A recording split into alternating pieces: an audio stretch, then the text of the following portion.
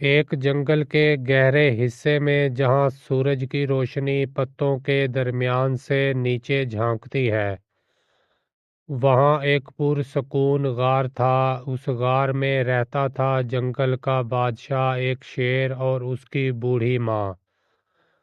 ایک دن جب شیر اپنی ماں کے پاس آیا تو اس نے دیکھا کہ وہ بہت کمزور ہو چکی ہے۔ اس کی سانسیں بھی دھیمی ہو رہی ہیں اور آنکھوں میں ایک تھکن بھری ہوئی ہے۔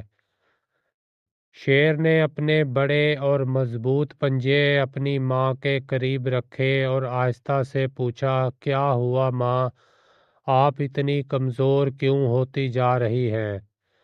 شیر کی ماں نے دھیرے سے جواب دیا، بیٹا میں بیمار ہوں۔ میرے جسم میں اب پہلے جیسی طاقت نہیں رہی۔ یہ سن کر شیر کا دل بیٹھ گیا۔ وہ جانتا تھا کہ اسے اپنی ماں کے لیے کچھ کرنا ہوگا۔ شیر نے غار سے باہر نکل کر ایک بڑا فیصلہ کیا۔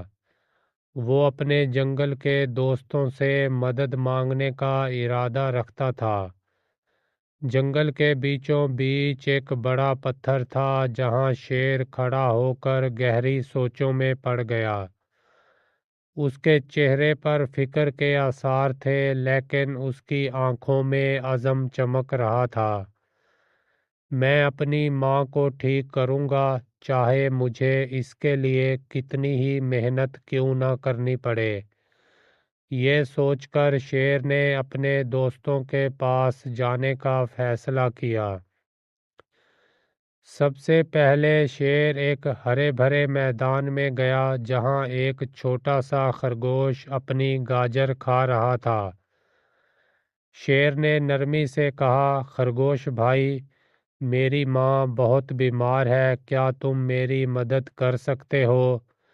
خرگوش نے حیرت سے شیر کی طرف دیکھا اور کہا، ضرور۔ خرگوش نے شیر سے کہا، میری امی کہتی ہیں کہ شہد بیماری میں بہت فائدہ مند ہوتا ہے۔ شیر نے خرگوش کی بات سن کر اس کا شکریہ ادا کیا اور شہد ڈھونڈنے نکل پڑا۔ شیر ایک بڑے درخت کے پاس پہنچا جہاں شہد کی مکھیوں کا ایک چھتا لٹک رہا تھا۔ شیر نے درخت پر چڑھنے کی کوشش کی، لیکن مکھیاں گنگناہٹ کے ساتھ اس کے ارد گرد جمع ہو گئیں۔ شیر نے احتیاط سے شہد نکالا، اپنے پنجوں میں پکڑا اور نیچے اتر آیا۔ اس نے خود سے کہا، یہ میری ماں کے لیے ہے، اور آگے بڑھ گیا۔ شیر نے ایک جھیل کے کنارے ایک ہرن کو دیکھا جو نرم گھاس کھا رہا تھا۔ شیر نے اس سے کہا، ہرن بھائی، میری ماں بیمار ہے، وہ سخت چیزیں نہیں کھا سکتی، کیا تم اس کے لیے نرم گھاس لا سکتے ہو؟ ہرن نے سر ہلایا اور کہا، بالکل شیر بھائی، میں ابھی لاتا ہوں۔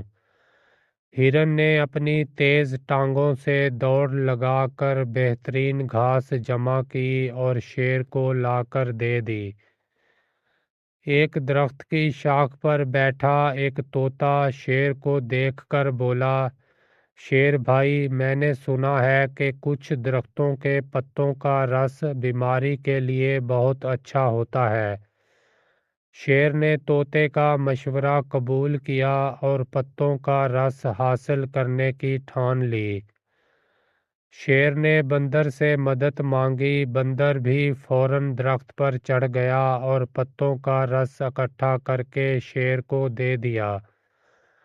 بندر ہنستے ہوئے بولا، یہ لو شیر بھائی، مجھے امید ہے تمہاری ماں جلدی ٹھیک ہو جائے گی۔ شیر ایک ہاتھی کے پاس گیا اور اس سے پانی لانے کی درخواست کی۔ ہاتھی نے فوراً اپنی سونڈ میں پانی بھرا اور کہا، شیر بھائی، یہ پانی تمہاری ماں کے لیے ہے اور میں امید کرتا ہوں کہ وہ جلدی ٹھیک ہو جائیں گی۔ گلہری نے اپنا حصہ ڈالتے ہوئے شیر کی ماں کے لیے نرم کپاس اکٹھا کرنا شروع کر دی۔ اس کے چھوٹے ہاتھوں میں کپاس کے نرم گچھے بھرے جا رہے تھے۔ وہ پھرتی سے ادھر ادھر دوڑتی رہی اور شیر سے بولی، یہ دیکھو، میں تمہاری ماں کے لیے کپاس لائی ہوں۔ یہ انہیں اچھی طرح گرم رکھے گی اور انہیں اس سے بہت آرام ملے گا۔ چڑیا دور دراز جنگل میں ایک خاص جڑی بوٹی کی تلاش میں تھی۔ اسے پتہ تھا کہ یہ جڑی بوٹی شیر کی ماں کی بیماری کے لیے بہت مفید ہوگی۔ آخر کار اسے وہ جڑی بوٹی مل گئی اور وہ فوراً شیر کے پاس آئی۔ چڑیا نے جڑی بوٹی شیر کے پنجوں میں رکھتے ہوئے کہا، یہ جڑی بوٹی تمہاری ماں کو جلد ٹھیک کر دے گی۔ میں نے اسے خاص طور پر ان کے لیے تلاش کیا ہے۔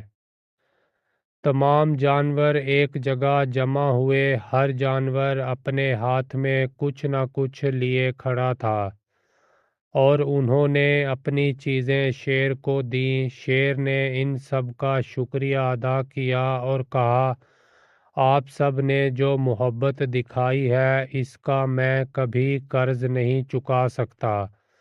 تم سب میرے بہترین دوست ہو۔ شیر نے اپنی ماں کو شہد، جڑی بوٹیاں اور نرم گھاس کھلائی۔ اس نے انہیں پانی پلایا اور ان کے لیے نرم کپاس کا بستر بنایا۔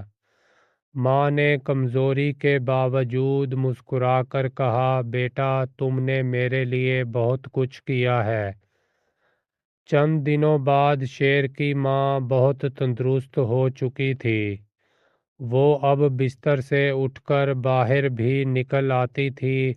اس کی آنکھوں میں دوبارہ چمک آ گئی تھی اور وہ بیٹھ کر مسکرانے لگی۔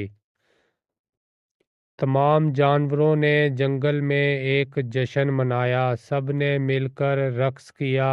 وہ سب خوشی سے کود رہے تھے۔ شیر کی ماں نے سب کو دعائیں دیں اور کہا، میں تم سب کی بہت مشکور ہوں۔ تم سب نے مل کر میری جان بچا لی ہے۔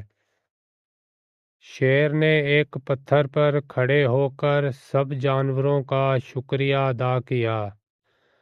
شیر نے کہا، آپ سب نے جو محبت دکھائی اس سے ثابت ہوا کہ ہم مل کر کچھ بھی کر سکتے ہیں۔ سب جانوروں نے شیر کی بات پر تالیاں بجا کر اتفاق کیا۔ یہ کہانی ہمیں سکھاتی ہے کہ اتحاد، محبت اور ہمدردی سے ہم کبھی بھی اکیلے نہیں ہوتے۔